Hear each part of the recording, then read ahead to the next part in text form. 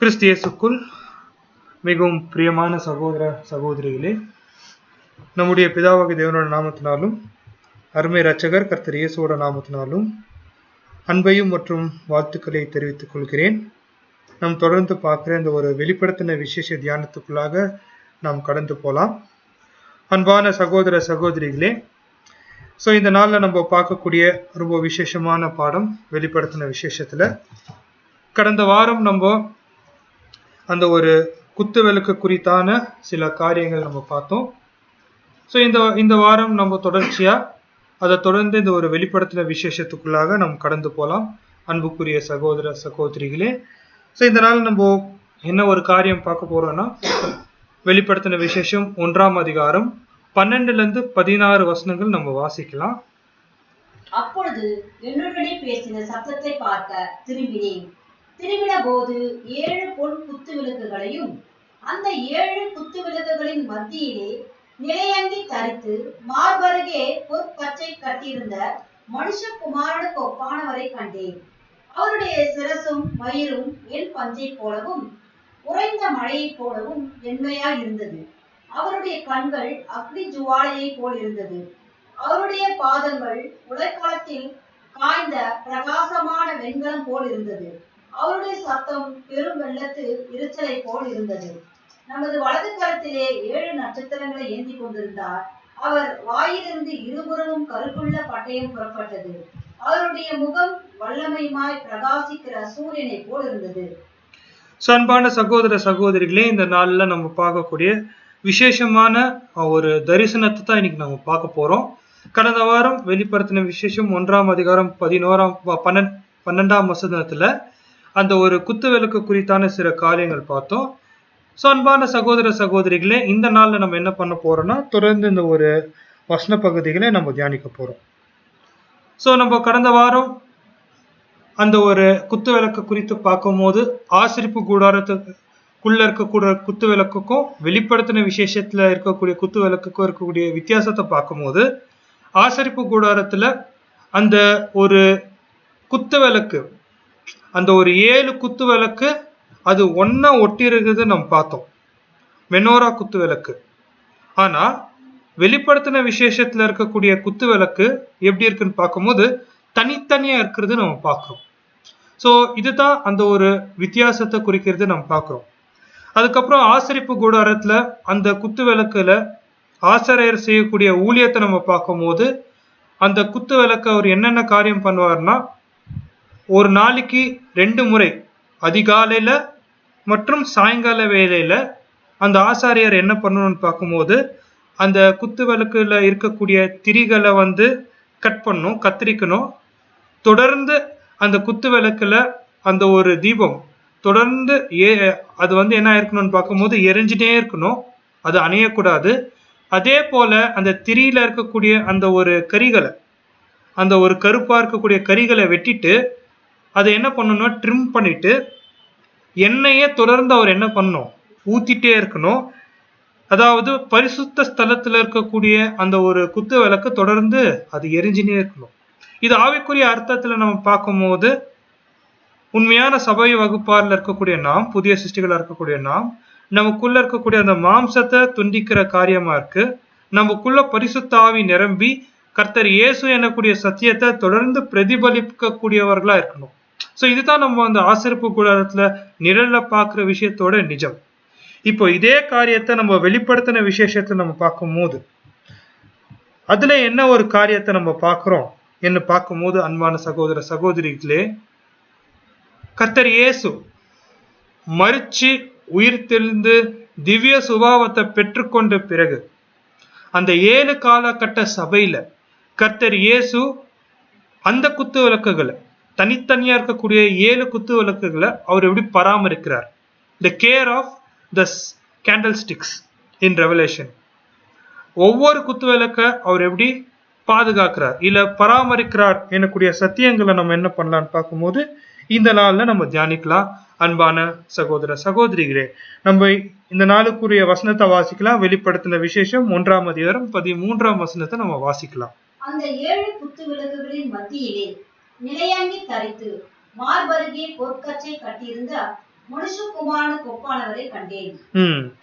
இப்போ அந்த 7 குத்து விளக்கு மத்தியிலே மனுஷகுமாரன் போல ஒருத்தர் இருக்கிறார்.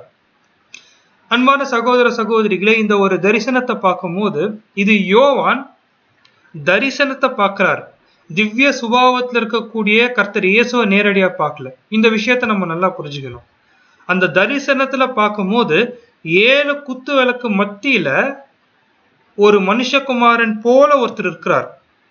இந்த காரியத்தை குறித்து நம்ம முதலாவது தியானிக்கும் போது அந்த குத்து விளக்கு மத்தியில மனுஷகுமாரன் போல ஒரு இருக்கிறார் அப்படின்னா இது எதை குறிக்குதுன்னா, கர்த்தர் இயேசு பிரதான ஆசாரியராக இல்ல ராஜரீக ஆசாரியராக அவர் என்ன பண்றாருன்னா, இந்த சுவிசேஷ யுகம் முழுவதும் கர்த்தர் இயேசு அவருடைய உண்மையான சபைய முதலாவது அவர் என்ன பண்றாருன்னா அசிஸ்ட் பண்றாரு.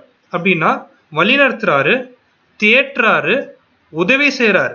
எதுக்கு பார்க்கும்போது அவருடைய சபையா இருக்கக்கூடிய ஜனங்களை மனவாட்டி வகுப்பாரா மாத்துறதுக்கு. ஒரு வாக்கு தத்தம் தந்தார் பாத்தீங்களா, அவர் இந்த பூமியை விட்டு கடந்து போறதுக்கு முன்பதாக. வாசிக்கலாம் மத்தேயு 28:20. நான் உங்களுக்கு கட்டளையிட்ட யாவையும் அவர்கள் கைக்கொள்ளும்படி அவர்களுக்கு உபதேசம் பண்ணுங்கள். இதோ உலகத்தின் முடிவு பரிந்தும் சகல நாட்களும் நான் உங்களுடன் கூட இருக்கிறேன் என்றார். பாருங்க, இந்த இடத்துல நம்ம பார்க்கும்போது இதோ உலகத்தின் முடிவு பரிதும் சகல நாட்களிலும்னா இந்த 7 காலகட்ட சபை நாட்கள்ல கூட நான் உங்களோட கூட இருக்கிறேன்னு சொன்ன வசன பகுதிக்கான தரிசனம் தான் இந்த இடத்துல நம்ம பார்க்கிறோம்.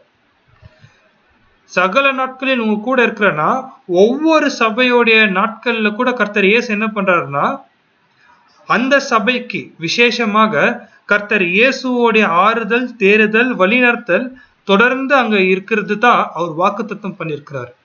இப்போ அந்த தரிசனத்தை நம்ம பார்க்கும்போது எப்படி பழைய ஏற்பாட்டுல அந்த ஒரு ஆசரிப்பு கூடாரத்துல கர்த்தர் இயேசு, அதாவது அந்த ஆசாரியர் அந்த பழைய ஏற்பாடு காலத்து ஆசரிப்பு கூடாரத்துல அந்த ஒரு ஊழியம் ஏறெடுக்கிறார். அந்த குத்து விளக்கான ஊழியம் என்னென்ன காரியத்தை ஏறெடுக்கிறார், அதே காரியங்கள் தான் இப்போ கர்த்தர் இயேசு என்ன பண்றாருன்னு பார்க்கும்போது இந்த வெளிப்படுத்தின விசேஷத்துல கூட ஊழியத்தை ஏறெடுக்கிறார்.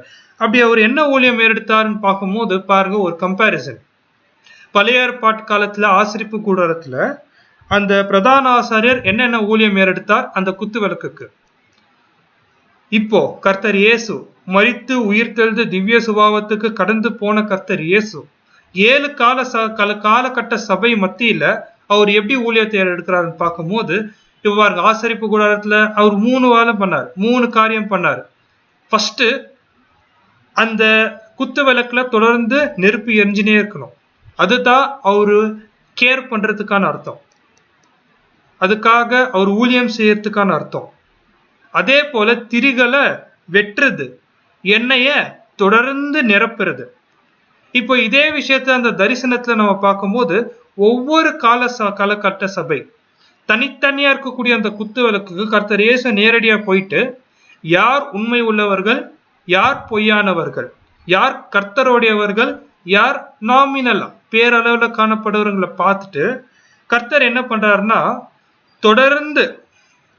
தொடர்ந்து 7 காலகட்ட சபையில அந்த ஒவ்வொரு குத்து விளக்கு மத்தியில அவர் போயிட்டு ஒவ்வொரு சபை காலகட்டத்துல போயிட்டு அவர் வழி நடத்துறார். எப்படி வழி நடத்துறாருன்னு பார்க்கும்போது ஒரு வேளை எபேசு காலகட்டத்துக்கு போனா எபேசு காலகட்டத்துல ஏற்ற கால சத்தியம் எது அத அவர் போஷிக்கிறார்.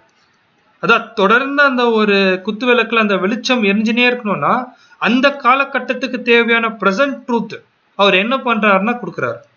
ரெண்டாவது, அந்த திரிய வெட்டுறது என்ன காரணம்னு பார்க்கும்போது கர்த்தர் இயேசு நேரடியா போயிட்டு அந்த சபையில இருக்கக்கூடிய தனிப்பட்ட நபரும் சரி, ஒரு குழுவா இருக்கக்கூடிய சபையாக இருக்கட்டும், ஒரு எக்லிஷாவே இருக்கட்டும், கர்த்தர் இயேசு நேரடியா போயிட்டு கிரிட்டிசைஸ் பண்றார். நீங்க பண்றது தவறுகளை சுட்டி காமிக்கிறார். அது மாத்திரம் இல்ல, அந்த சபைகளை நியாய தீர்க்கிறவரை யார் தான்? கர்த்தர் இயேசு தான். அப்படின்னா ஒவ்வொரு காலகட்ட சபையில அந்த திரிய வெட்டக்கூடிய காரியம்னா என்னன்னா அங்க குற்றங்களை கண்டுபிடிச்சு உண்மையான சபையை சீர்திருத்தக்கூடிய வேலையை யார் தான் பண்றாருன்னு பார்க்கும்போது கர்த்தர் இயேசு தான் பண்றாரு. அதே போல சபைக்கு தேவையான பரிசுத்த ஆவி அந்த எண்ணெயை நிரப்பக்கூடிய காரியத்தை நம்ம எடுத்து பார்க்கும் போது பாருங்க அன்பான சகோதர சகோதரிகளே, நமக்கு கொடுக்கப்பட்ட ஒரு விசேஷமான பாதுகாப்பு என்னன்னு பார்க்கும்போது இந்த புதிய சிருஷ்டி தான். தேவனோட பரிசுத்த ஆவிய சுமந்திருக்கக்கூடிய புதிய சிருஷ்டிகளுக்கு தேவன் ஒரு விசேஷமான பாதுகாப்பு தராரு.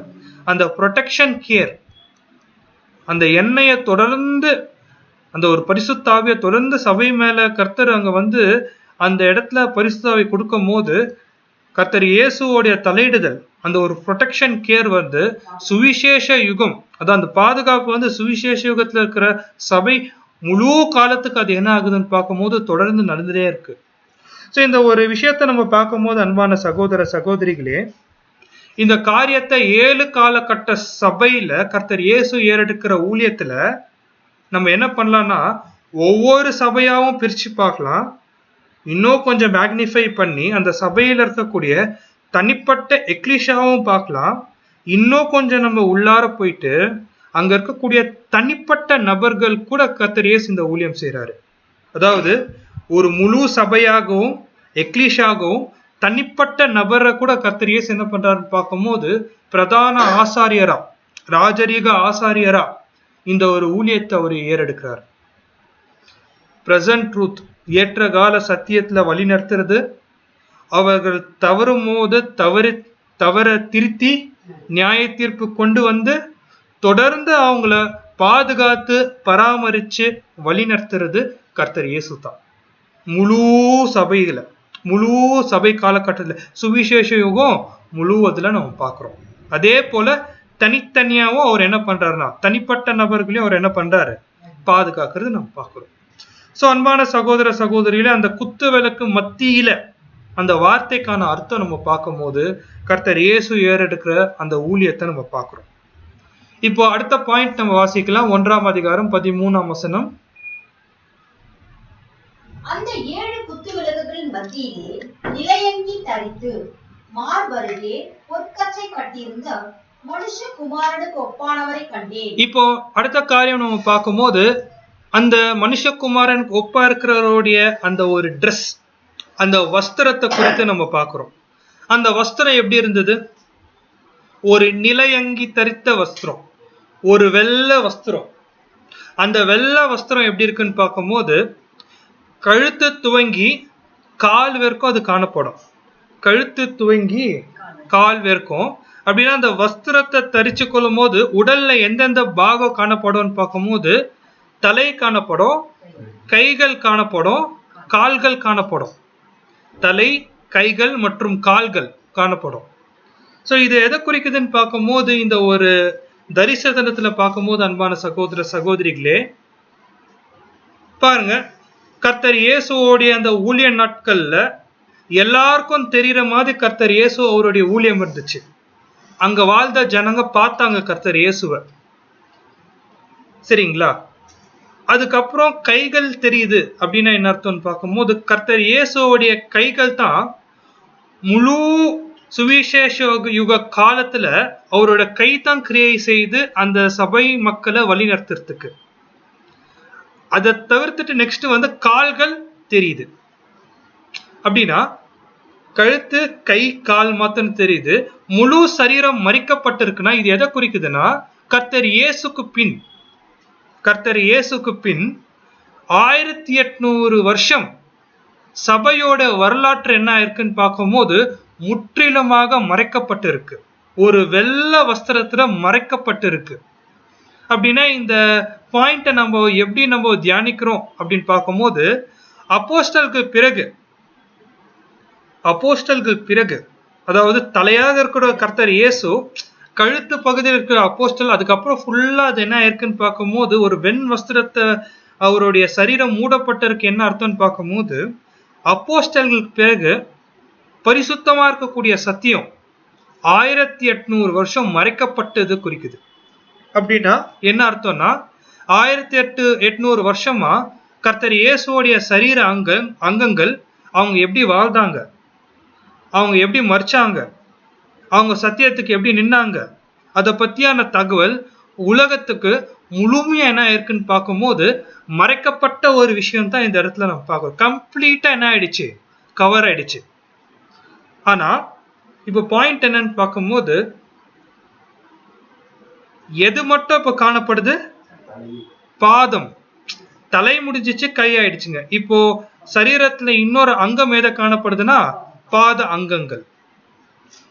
அன்பான சகோதர சகோதரிகளே, இந்த யுகத்துல நம்ம கடைசியாக வாழ்றோம், நம்ம தான் பாத அங்கம் அப்படின்னு எதை வச்சுதான் நம்ம உறுதியா சொல்ல முடியும்னு பார்க்கும்போது இந்த தரிசனத்தை வச்சுதான். பாருங்க, இந்த தரிசனத்துல பார்க்கும்போது முழு சரீரமும் அந்த வெள் வஸ்திரத்தை தரித்து கொண்டிருக்கும் போது கடைசியா தெரியக்கூடிய கடைசி அங்கம் எதுன்னு பார்க்கும்போது பாத அங்கம் தான். அப்படின்னு அன்பான சகோதர சகோதரிகளே, 1800 வருஷமா கர்த்தர் இயேசுக்கு பின்பு இந்த பரிசுத்தமான சத்தியம் முழுவதும் மறைக்கப்பட்டிருக்கு. அங்க அந்த பாதம், அதாவது அந்த சரீர அங்கங்கள் எப்படி வாழ்ந்தாங்க, எப்படி மறிச்சாங்க, எந்த ஒரு தகவலும் தெரியல. இப்போ எல்லாருக்கும் தெரியற மாதிரி கர்த்தர் இயேசுவோடைய சரீரத்துல பளிச்சுன்னு காணப்படக்கூடிய விஷயம் என்னவா இருக்குன்னு பார்க்கும்போது பாதம் தான். இந்த தரிசனத்தை வச்சுதான் நம்ம முடிவு பண்றோம் நம்ம இந்த பாத அங்கத்துல இருக்கிறோம். எப்படி அப்படின்னு பார்க்கும்போது இந்த தரிசனத்துல அந்த பாதம் எப்படி இருக்கு? வெங்கலத்தை போல இருக்கு. அப்படின்னா இந்த இடத்துல எந்த மாதிரி வெங்கலம் பார்க்கும்போது சுட்டு இருக்கக்கூடிய அந்த உலைக்களத்துல இருக்கக்கூடிய வெங்கலம் போல இருக்குன்னா, அந்த ஒரு பாத அங்கம் வந்து சும்மா அப்படியே பாலிஷ்டா இருக்கு, பல பல பல பலன்னு இருக்கு.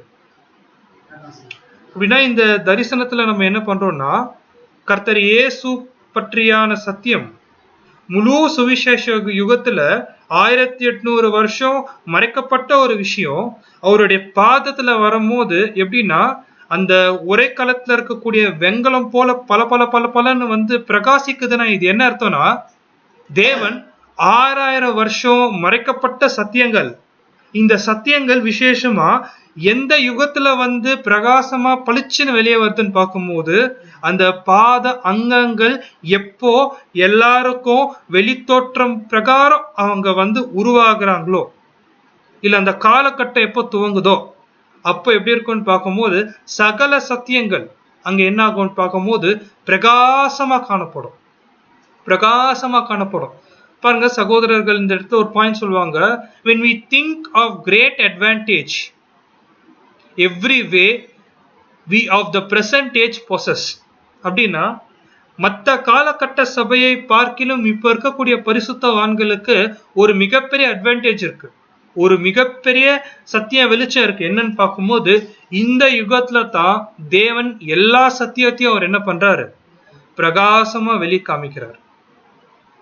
இந்த சத்தியங்களை நம்ம தெரிஞ்சுக்கினா தான் நம்ம எந்த மாதிரி ஒரு வாழ்க்கையை வாழணும், எப்படி பரிசுத்தமாகணும், தேவன் கர்த்தர் இயேசுடைய சாயலாக எப்படி மாறணும்னு இந்த சத்தியங்கள் தான் நம்ம என்ன பண்ணணும்னா கொண்டு போறது நம்ம பார்க்கிறோம்.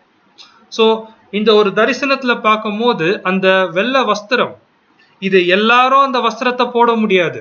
இந்த வஸ்திரம் பிரதானமா யார் தான் போடுவாங்கன்னு பார்க்கும்போது ராஜாக்களும் ஆசாரியர்களும் தான் போடுவாங்க. அப்படின்னா கர்த்தர் இயேசு ஓடிய ஊழியத்துக்கு பிறகு 1800 வருஷம் சபையோடைய வரலாற்று யாருக்குமே தெரியல. எப்போ அந்த ஒரு பாத அங்கங்களுக்காக அந்த ஒரு யுகம் துவக்கப்படுதோ அப்பதான் சகல சத்தியமும் தேவன் என்ன பண்றாரு கொடுக்கறது நம்ம பார்க்கிறோம். அன்பான சகோதர சகோதரிகளே, சோ இதுதான் நம்ம அந்த ஒரு வெண் வஸ்திரத்தை குறித்து நம்ம பார்க்கிறோம். பாருங்க, அந்த வசனத்திலேயே பார்க்கும்போது clothed with a garment down to the foot. Down to the ஃபுட்னா கழுத்தை துவங்கி அந்த ஒரு பாதை வரைக்கும் அது கவர் ஆயிட்டு இருக்கு. அது பாதை எப்போ வெளிப்படுதோ அப்போ சத்தியம் வெளிப்படுது. ஸோ இதுதான் நம்ம பார்க்கும்போது அந்த ஒரு தரிசனத்துக்கான அர்த்தம். நெக்ஸ்ட் தொடர்ந்து வாசிங்க 13ஆம் வசனம். அந்த 7 குத்துவிளக்குகளின் மத்தியிலே நிலையங்கி தரித்து மார்பருகே பொற்கச்சை கட்டியிருந்த, பாருங்க, மார்பருகே பொற்கச்சை கட்டியிருந்த. மார்பருகே அப்படின்னா வயிற்றுக்கும் செஸ்டுக்கும் அந்த சென்டர் பார்ட்ல வந்து ஒரு பொற்கச்சை, கோல்டன் கிரிடல் இல்ல கோல்டன் பெல்ட் கூட சொல்லலாம். இது வந்து கர்த்தர் இயேசு அந்த ஒரு தரிசனத்துல, அதாவது யோவான் பார்க்கிற அந்த தரிசனத்துல மனுஷகுமாரன் ஒப்பிட்டு இருக்கக்கூடிய கர்த்தர் இயேசு அவர் என்ன பண்ணிருக்கிறாரு, பொற்கச்சையை கட்டியிருக்கிறார். இது எதை குறிக்குதுன்னு பார்க்கும்போது கர்த்தர் இயேசு என்னத்தான் அந்த திவ்ய சுபாவத்துக்கு கடந்து போனாலும் பிதா அவரை எவ்வளவுதான் மேல வந்து உயர்த்தி வச்சாலும் கர்த்தர் இயேசுவோடைய அந்த ஒரு மனநிலை எப்படி இருக்குன்னு பார்க்கும்போது, இன்னமும் பிதாவாகிய தேவன் யெகோவாவுடைய தெய்வீக ஊழியர் எனக்கூடிய ஸ்தானத்தை அவர் என்ன பண்ணல, ஒரு காலமும் விடல. அப்படின்னா தேவன் கர்த்தர் இயேசுக்கு கொடுத்த ஊழியம் என்னன்னா, இந்த 7 கால சபையை அவர் என்ன பண்ணணும், வழி நடத்தணும். இது தேவன் கர்த்தருக்கு இயேசு கொடுத்த ஊழியம். இந்த ஊழியத்தான் என்ன குறிக்குதுன்னு பார்க்கும்போது, அந்த பொன் கச்சை, அந்த பொண்ணை எதை குறிக்குதுன்னா அந்த தெய்வீக சுபாவத்தை குறிக்குது, அந்த திவ்ய சுபாவத்தை குறிக்குது. அந்த திவ்ய சுபாவத்துல கூட கர்த்தர் இயேசு என்ன பண்றாருன்னா, பிதாவாகிய பார்வையில அவர் ஊழியரா என்ன பண்றாருன்னு பார்க்கும்போது தொடர்ந்து அவரை காத்துக்கொள்றாரு. பாருங்க அன்பான சகோதர சகோதரிகளே, திவ்ய சுபாவத்துக்கு போனா கூட கர்த்தர் இயேசு எப்படிதான் இருக்கிறாருன்னா, ஒரு பாண்ட் சர்வெண்ட், பிதாவாகிய தேவனுக்கு ஒரு ஊழியரா அவர் தொடர்ந்து இருக்கிறது நம்ம பார்க்கிறோம். சோ இந்த ஒரு தரிசனத்தை பார்க்கும்போது அன்பான சகோதர சகோதரிகளே, கர்த்தர் இயேசுவோடைய ஊழியங்கள் 7 சபைக்கு அவர் என்ன பண்றாரு எனக்கூடிய ஒரு காரியத்தை தான் இந்த தரிசனத்துல இருக்கிறது நம்ம பார்க்கிறோம். 14ஆம் வசனத்தை நம்ம வாசிக்கலாம். அவருடைய சிரசும் வயிறும் வெண் பஞ்சை போலவும் உறைந்த மழையை போலவும் வெண்மையா இருந்தது. பாருங்க, அவருடைய சிரசு அப்படின்னா அவருடைய தலைமுடி எப்படி இருக்குன்னு பார்க்கும்போது வெண் பஞ்சு போல இருக்கான். உறைந்த மலை போல வெண் பஞ்சுன்னா அப்படியே பொசன்னு வெள்ளையா இருக்கா, அப்படியே பனி போல இருக்கா. அப்படின்னா பொதுவா வந்து யாரோட தலை வந்து வெள்ளையா இருக்கும், ரொம்ப வயதானவங்க, முதிர்ச்சியில உயர்ந்தவங்களுடைய தலை எப்படி இருக்கும்னு பார்க்கும்போது, இல்லைன்னா ரொம்ப அனுபவங்கள் பெற்றுக்கொண்டிருக்கக்கூடிய மனுஷர்கள், ரொம்ப வயதானவர்களுடைய தலை எப்படி இருக்கும்னு பார்க்கும்போது அது வெண் பஞ்சு போலத்தான் இருக்கும். நீதிமொழியில வசனம் வாசிக்கிறீங்களா, அந்த முதிர்ந்தவங்களுடைய தலை முடி வந்து அது அவங்களுக்கு கிரீடம் போல இருக்குன்னு. அப்படின்னா அந்த அளவுக்கு அனுபவம் நிறைந்தவரம். பாருங்க, கர்த்தர் இயேசு இந்த பூமியில வாழும் போது 33 வயசு தான் வாழ்ந்தார், சின்ன வயசு தான். ஆனா இந்த வெளிப்படுத்தின விசேஷத்துல பார்க்கும்போது 7 காலகட்ட சபை அவங்களுடைய முழு அனுபவங்களை பெற்றுக்கொண்டவரா யார் இருக்கிறாரு, கர்த்தர் இயேசு தான். அப்படின்னா அனுபவத்தோடைய உச்சகட்டத்துல யார் இருக்கிறாருங்க, கர்த்தர் இயேசு தான். அதுதான் அந்த ஒரு என்ன சொல்றதுங்க, அவருடைய தலைமுடி எப்படி இருக்கு, வெண் பஞ்சு போல இருக்கு. இன்னொரு பாயிண்ட் பார்க்கும்போது அன்பான சகோதர சகோதரிகளே, அமெரிக்கால இந்த ஒரு பழக்கம் இருக்கு. அந்த ஒரு நியாயாதிபதியோடைய, அதாவது அவங்களுடைய கோர்ட்ல வந்து ஜட்ஜா யாருன்னா உட்காரணும்னா, ஒரு நீதிபதியா உட்காரணும்னா அவங்க என்ன பண்ணுவாங்கன்னா, அவங்களுடைய முடி கருப்பா இருந்தா கூட ஒரு வெள்ளை முடி இருக்கக்கூடிய டோப்பாவை போட்டுட்டு தான் அவங்க என்ன பண்ணணும்னு பார்க்கும்போது ஒருத்தருக்கு அந்த நியாய தீர்ப்பு கொடுக்கணும். அப்படின்னா என்ன குறிக்குதுன்னா, எனக்கு எல்லா விதமான அனுபவம் இருக்கு நியாய தீர்க்கிறதுக்கு, ஒருத்தரை நியாய தீர்க்கிறதுக்கு எனக்கு எல்லா விதமான அனுபவம் இருக்கு. அதுதான் வந்து என்னன்னு பார்க்கும்போது பனியை போல இருக்கக்கூடிய அந்த ஒரு வெள்ளை நரைமுடி, அதாவது பார்க்கும்போது அன்பான சகோதர சகோதரிகளே. அப்படின்னா இந்த இடத்துல நம்ம என்ன பாயிண்ட் கர்த்தர் இயேசு பத்தி பேசுறோம்னு பார்க்கும்போது, அவருக்கு எக்ஸ்பீரியன்ஸ் இருக்கு, அனுபவம் இருக்கு, அதே போல நியாயம் இருக்கு, ஞானம் இருக்கு, அதே போல நியாய தீர்க்க திறனும் இருக்கு. இந்த இடத்துல பார்க்கும்போது Jesus with characteristics of knowledge, experience and wisdom as a judge and inspector of the church. ஞானம், அனுபவம், இல்ல அறிவு, ஞானம், அனுபவம், அதுக்கப்புறம் இன்ஸ்பெக்டர்னா நீதி, அப்புறம் காவல், சபைக்கு வந்து காவல் காரனா இருக்கக்கூடிய தகுதிகள் முழுவதும் யார்கிட்ட இருக்குன்னு பார்க்கும்போது கர்த்தர் இயேசு கிட்ட இருக்கு. இதுதான் நம்ம பார்க்கும்போது அந்த ஒரு முதிர்ச்சியை குறிக்குது, கர்த்தர் இயேசுவோடைய அந்த ஒரு முதிர்ந்த நிலையை குறிக்கிறது நம்ம பார்க்கிறோம் அன்பான சகோதர சகோதரிகளே. அது மாத்திரம் இல்ல, அவர் நியாய தீர்க்கும் போது அவர் நீதியா தான் என்ன பண்ணுவாரு, நியாய தீர்ப்பார். நெக்ஸ்ட், அவருடைய கண்கள் வெளிப்படுத்தல், அவருடைய கண்கள் அக்னி ஜுவாலியத்தை போல் இருக்கிறது. அவருடைய கண்கள் அக்னி ஜுவாலியம்னா அப்படியே நெருப்பு போல அவர் கண் இருக்குன்னா, இத நம்ம சகோதரர்கள் fiery or electrical glance of his X-ray eyes. அப்படின்னா கண் எப்படி இருக்கு? ஒரு எக்ஸ்ரே போல இருக்குங்களா?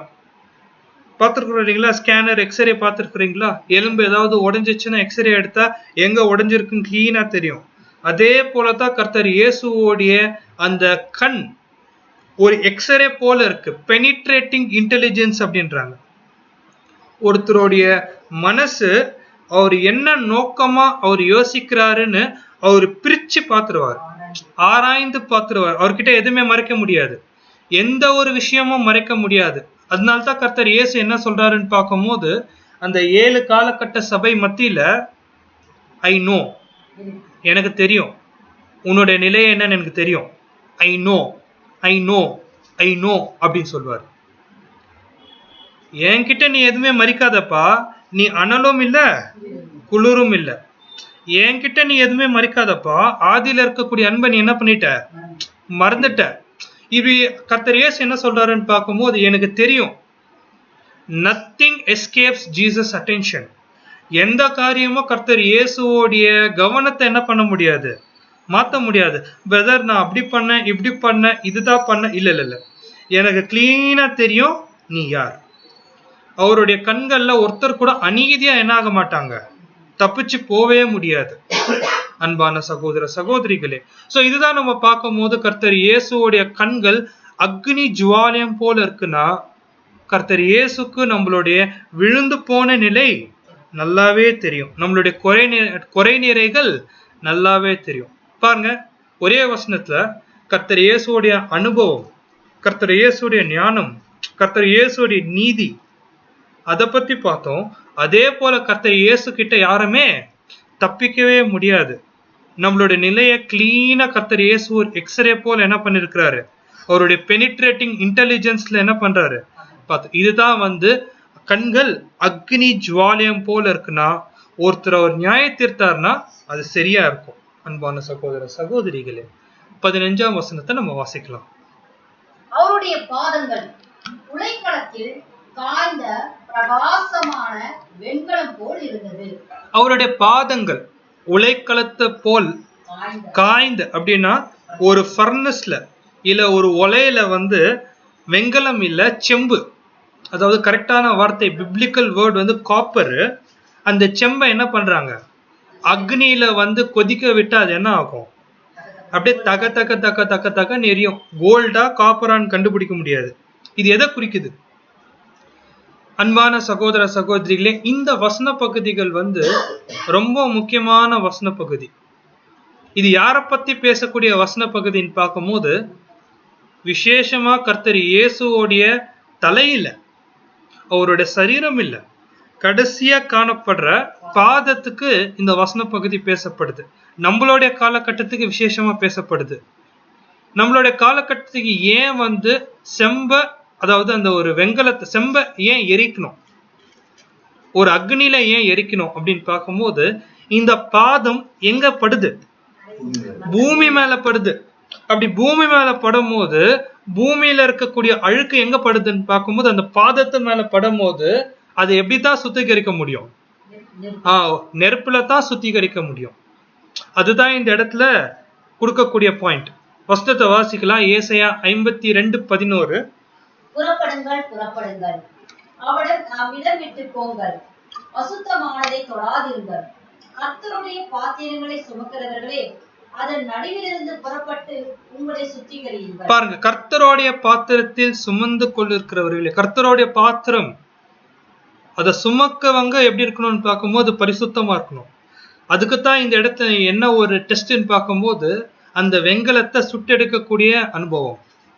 ஸோ இந்த ஒரு பாயிண்ட சகோதரர்கள் பேசும்போது, அப்படி அத சுடும் போது, எரிக்கும் போது அந்த வெண்கலம் அது எப்படி இருக்கும்னு பார்க்கும்போது, தக தக தக தக நீ எரியும் போது ஒரு வெளிச்சம் உருவாகும், பிரகாசமான ஒரு வெளிச்சம் உருவாகும் எங்க பாதத்துல.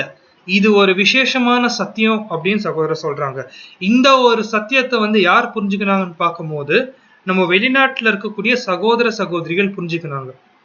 அப்படின்னா எஸ்பெஷலி பிரதர் ரசல் ரொம்பவே புரிஞ்சுக்கினார் இந்த ஒரு சத்தியத்தை. பாத அங்கம் இந்த பூமியில கால் படும் போது அவங்க எரிக்கப்படணும் அப்படின்னா சுத்திகரிக்கப்படணும். அதுக்கான பரீட்சைகள் வரும்போது அவங்க பிரகாசிப்பாங்க. அதுதான் சத்தியம். அப்படி பிரகாசிக்கும் போது அவங்க என்ன பண்ணுவாங்கன்னு பார்க்கும்போது அன்பான சகோதர சகோதரிகளே, அவங்க கிட்ட இருந்த சத்தியம் என்ன ஆகும்?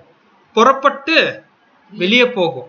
புறப்பட்டு வெளியே போகும். அப்படின்னா இந்த யுகத்துல வாழ்கிற பாத அங்கங்கள் அவங்களுக்கான பொறுப்பை எப்படி புரிஞ்சுப்பாங்கன்னு பார்க்கும்போது, representing the living member of the church all down through the age who serve in the sense of carrying forward. இந்த யுகத்தோட முடிவில் இருக்கக்கூடிய பரிசுத்தவான்கள் பின்னாடி இருந்த சபை காலத்தெல்லாம் உற்று பார்த்துட்டு அவங்க ஒரு விஷயத்த சுமந்து கொண்டு முன்னேறி போவாங்களாம். எந்த விஷயத்தை இந்த காலகட்ட சபை சுமந்து கொண்டு முன்னேறி போவோம்? Present truth. இந்த கால இருக்கக்கூடிய சத்தியத்தை அவங்க சுமந்து கொண்டு வெளியே போனோம். சுமந்து கொண்டு போனோம். அப்படி சுமந்து கொண்டு போறதுக்கு அந்த சகோதர சகோதரிகளுக்கு என்ன தேவை? ஃபைனான்சியல் சப்போர்ட் என்னன்னா பண ரீதியான உதவி and otherwise the Lord's work. இந்த ஒரு பாயிண்ட் தான் நம்மளுடைய சகோதர சகோதரிகள் நல்லா புரிஞ்சுக்கினாங்க பிரதர் ரசலுடைய நாட்கள்ல. இப்போ வாழ்கிற பாத அங்கங்கள் ஒரு வெண்கலத்தை போல சுட்டு இருக்கணும். அவங்க தகன்னு பிரகாசிக்கணும். ஏற்ற கால சத்தியத்தை சுமந்து கொண்டு போனோம்னா இந்த கால சபைக்கு தேவையான விஷயம் என்னன்னா ஃபைனான்சியல் சப்போர்ட், பண உதவி ரொம்ப ரொம்ப தேவை. இதுதான் ரசல் இந்த ஒரு தரிசனத்துல ஒரு சுட்டி காமிச்சிட்டு நம்மளுடைய சகோதரர்கள் அதை புரிஞ்சுக்கிறதுனால்தான் நமக்கு தேவையான எல்லா ஒரு பொருளாதார உதவி கூட அவங்க என்ன பண்றாங்கன்னா கொடுக்க முன் வந்துட்டாங்க, தடுக்கல. காரணம் என்னன்னு பார்க்கும்போது சத்தியத்தை ஒருத்தர் என்ன பண்ணணும், அது எப்படியாவது எடுத்துன்னு போகணும். வெளிப்படுத்தின விசேஷத்துல இந்த தரிசனத்துல பாத அங்கங்கள் கொடுத்த வேலை என்னன்னா அவங்க பூமியில தான் இருக்கணும். அந்த பூமியில அவங்க அதை தொட்டா கூட அழுக்காகாம சத்தியத்தை தொடர்ந்து அது போயினே இருக்கணும்னா ஒண்ணு சத்தியத்தை சுமந்து போறதுக்கு தேவையான பண உதவி மற்றும் மொத்த உதவி தேவனுக்காக கர்த்தருக்காக செய்தா இந்த ஒரு ஊழியமா இருக்கு நம்ம பார்க்கிறோம். இதுதான் இந்த ஒரு வஸ்திரத்துக்கான விளக்கம். சரி, அப்படி சத்தியத்தை பினான்சியலா தாங்கக்கூடிய சகோதரர்கள் சுமந்து போகும்போது அந்த சத்தியத்தோடைய வெளிச்சம் அது எப்படி போகும் அப்படின்னு பார்க்கும்போது தொடர்ந்து வாசிங்க அந்த வசனத்தை. அவருடைய பாதங்கள் உலைக்களத்தில் காய்ந்து பிரகாசமான வெண்கலம் போல் இருந்தது. அவருடைய சத்தம் பெரு வெள்ளத்து இரைச்சலை போல் இருந்தது. பாருங்க, அவருடைய சத்தம் பெரு வெள்ளத்தில் இரைச்சல் போல இருந்துச்சாம். என்ன அவரோட சத்தம் பெரு வெள்ளை இரைச்சை போலனா நிறைய தண்ணிகளுடைய சத்தம் போல இருந்துச்சு. அப்படின்னா என்ன அர்த்தம்னா இந்த சத்தியம் கடைசி கால சத்தியம் அது கடந்து போனோம், ஒருத்தர் சுமந்து போனோம், அதுக்கான பண உதவி தேவை. கண்டிப்பா சகோதரர்கள் புரிஞ்சு கொண்டு இந்த ஒரு உதவி செய்வாங்க. அப்படி செய்யும் போது இந்த சத்தியம் வெளியே வரும் போது ஒரு பெரும் வெள்ள இரைச்சல் போல இருக்கும்னா இது எதை குறிக்குதுன்னா பெரும் வெள்ள இரைச்சல்னா ஒரு லாங்குவேஜ் இல்ல, ஒரு பாஷை இல்ல, பல பாஷைகள்ல இந்த சத்தியம் என்ன ஆகணும், கடந்து போகணும். இந்த ஏற்ற கால சத்தியம் பல பாஷைகள்ல கடந்து போகணும். அப்படின்னா இன்னைக்கு நம்ம கிட்ட இருக்கக்கூடிய 6 வால்யூம் எவ்வளவு பாஷைகள்ல அது டிரான்ஸ்லேட் ஆயிருக்கு, எவ்வளவு பாஷைகள்ல அது பெரும் வெள்ளத்து இருக்கக்கூடிய எரிச்சல் போலனா ஏற்றகால சத்தியங்கள் அந்த அளவுக்கு அது பிரகாசமா ஒலிக்கும் போது இது எதை குறிக்குதுன்னா indicating the universality of his authority and power. நீங்க எங்க போனாலும் ஒரே சத்தியம் தான், எங்க போனாலும் கர்த்தருடைய அதிகாரம் தான், எங்க போனாலும் கர்த்தருடைய வல்லமை தான். இந்த பிரசன்ட் ட்ரூத்ல அது என்ன ஆகும், கிரியை செஞ்சுனே இருக்கும். பாத அங்கங்களுக்கு கொடுத்த மிகப்பெரிய ஊழியம் என்னன்னா ஒருத்தர் சத்தியத்தை சுமந்தன் போனா பண உதவி செய்யணும். அந்த சத்தியம் பல பல பாஷைகள்ல போகணும். அதனால கர்த்தர் இயேசுவோடைய அந்த ஒரு அதிகாரம் அவருடைய வல்லமை எல்லார் மத்தியிலும் அது போகணும், யூனிவர்சலா இருக்கும். அதுதான் இந்த ஒரு பெரும் வெள்ளத்தின் இரைச்சல் போல இருக்குது நம்ம பார்க்கிறோம். நெக்ஸ்ட் பாயிண்ட் நம்ம பார்க்கும்போது அன்பான சகோதர சகோதரிகளே, வெளிப்படுத்தின விசேஷம் 1ஆம் அதிகாரம் 16ஆம் வசனத்தை நம்ம வாசிக்கலாம். தமது வலது கரத்திலே 7 நட்சத்திரங்களை ஏந்தி கொண்டிருந்தார். அவர் வாயிலிருந்து இருபுறமும் கருப்புள்ள பட்டயம் புறப்பட்டது. அவருடைய முகம் வல்லமையால் பிரகாசிக்கிற சூரியனை போல் இருந்தது. அடுத்த பாயிண்ட் நம்ம பார்க்கும்போது இது ரொம்ப பியூட்டிஃபுல்லான ஒரு பாயிண்ட்.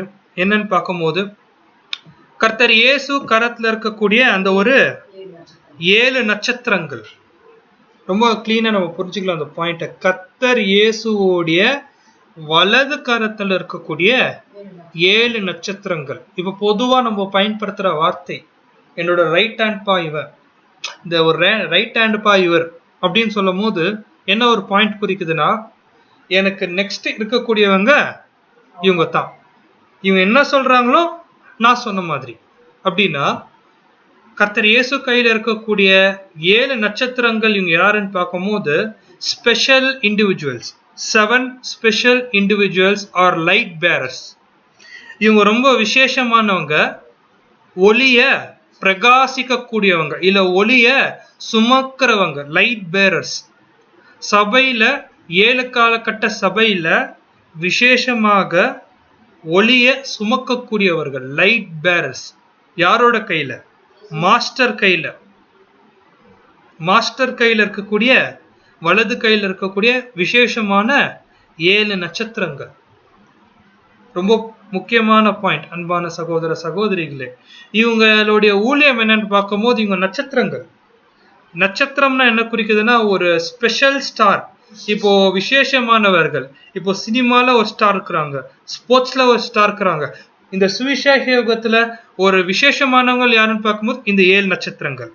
இவங்களுடைய வேலை என்னன்னு பார்க்கும்போது அவங்களுக்கு கொடுத்த அந்த ஒரு காலகட்டத்துல அவங்க டைம்ல ரொம்ப ஸ்பெஷலா சபைக்கு வரக்கூடிய அனுபவத்துல இவங்க விசேஷமான ஒரு வேலையை செய்வாங்க, விசேஷமான சத்தியங்களை வெளியே கொண்டு வருவாங்க.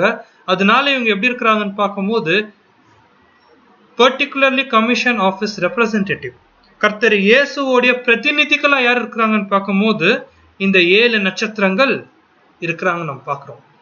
பாருங்க, இது இவங்களை குறித்து நம்ம பார்க்கும்போது இவங்க தேவனால் தேர்ந்தெடுக்கப்பட்ட விசேஷமான 7 நட்சத்திரங்கள். அவங்களுடைய விசுவாசம், அவங்களுடைய உண்மைத்துவம் ஒரு சாதாரணவர்கள் போல இல்லை. இவங்க ஒரு லீடரா இருக்கிறாங்க, அதே போல ஒரு இன்ஸ்ட்ரக்டரா இருக்கிறாங்க. ஒரு பாயிண்ட் இன்னும் டீப்பா சகோதரர் சொல்லும் போது these are deeply consecrated humans. அதாவது அர்ப்பணிக்கப்பட்ட ஜனங்கள்லயே பார்க்கலாம் இவங்க ரொம்பவே ஆழமா அர்ப்பணிச்சுட்டு இருக்கிறாங்களாம். யாரு? விசேஷமாக இருக்கக்கூடிய இந்த ஒரு 7 நட்சத்திரங்கள்.